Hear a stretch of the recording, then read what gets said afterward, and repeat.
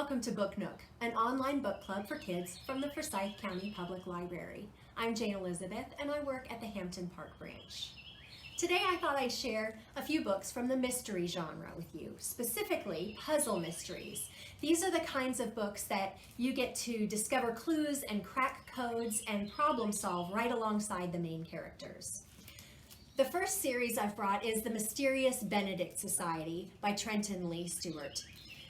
This book opens with an advertisement in the newspaper asking, "Are you a gifted child looking for special opportunities?" Well, hundreds of kids answer this ad and they are given a test to take that is really hard, and you can take the test alongside them. And only 4 kids actually pass the test. They are Rainey, who is an orphan who is really good at problem solving. Kate, who is a crazy good acrobat and always carries a bucket full of tools on her belt at her hip. Sticky, who has the kind of brain that when he has read something one time, it sticks with him forever. And Constance, who is difficult and really sort of a mystery herself. Well, these kids are chosen and recruited by Mr. Benedict to go undercover on a dangerous mission to save their world. It is full of cliffhangers. It's the kind of book that you have to pay attention to the names because they have hidden meanings. And it's really a page turner full of suspense. If you'd like something that is a little bit lighter, then I will bring you Mr. Lemoncello series by Chris Grabenstein. The first book is Escape from Mr. Lemoncello'S Library, where 12 kids are chosen in a contest in order to break out of their brand new library. This book is sort of a combination of Willy Wonka and the Chocolate Factory and A Night at the Museum. If you like board games or video games, if you like trivia, this book is full of all of that, and it's got to be the most imaginative, fun library on the planet. The last series I want to highlight is Book Scavenger, and this one's one I just discovered. The first book is called Book Scavenger. It's written by Jennifer Chambliss Bertman, and this one is full of things to decipher and codes to learn, and it's about Emily and James, who are trying to solve the mystery of the attack on their hero. Their hero is someone who's invented a game called Book Scavenger, where they have to decipher clues in order to find books that are hidden around their city. There is a true history of Edgar Allan Poe, the author, and there are just a lot of things for you to decipher and to figure out in this. It's a very puzzling book, a lot of fun. When I read this book, Book Scavenger, I'd heard about something called a Pigpen Cipher, and I'd never heard of that before. I know the word decipher, I know about codes a little bit, but I didn't know that there is a difference between codes and ciphers. So I thought I would teach you a little bit about that today. So give me just a minute, I'll get my supplies, and I'll be right back.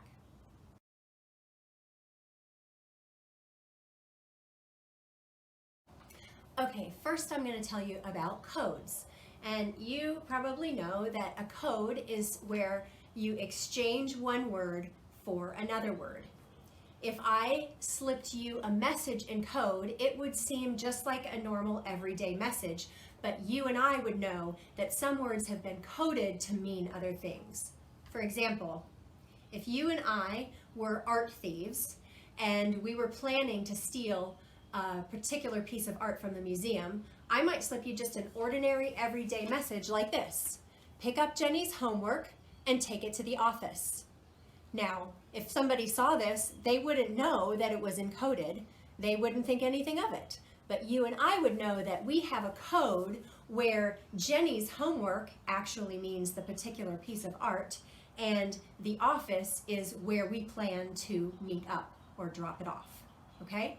So the code looks just like normal everyday stuff, but you and I share a code book where we know what words replace other words or what words replace other phrases. Okay, that's a code.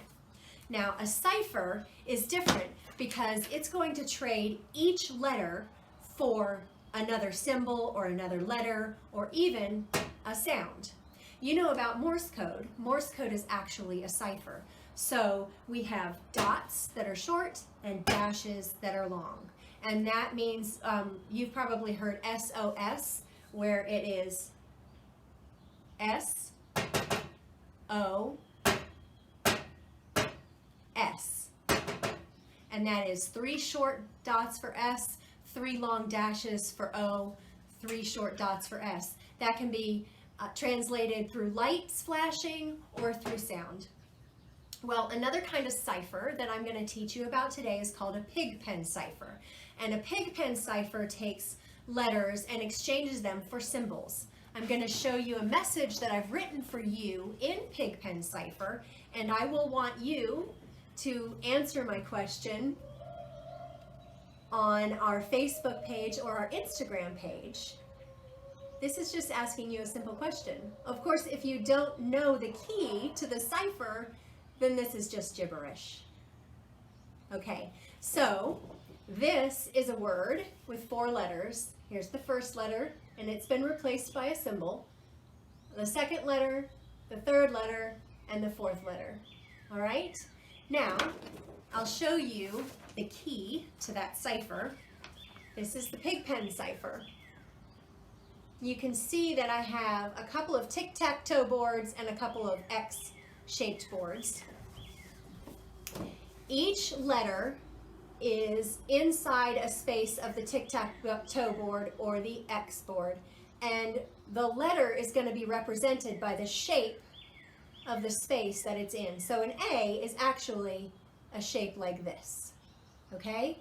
Now over here a J has the same shape, but you see it's got that dot in it. The dot tells you that it's a J and not an A, okay? A W is represented by this shape with a dot in it. An S is represented by the same shape but no dot, okay? So when you look at my message again, and you have the cipher on hand as well, you can look at the very first letter and you can see that it is that shape with a dot, which we just found on this board. It was a W. So the first letter in my question to you is a W. And I'll leave these up so that you will be able to decipher the rest. I do hope that you will answer my question on our Facebook or our Instagram page. Remember not to post pictures of yourself or your full name when you do that. Ask your adult to help you with that.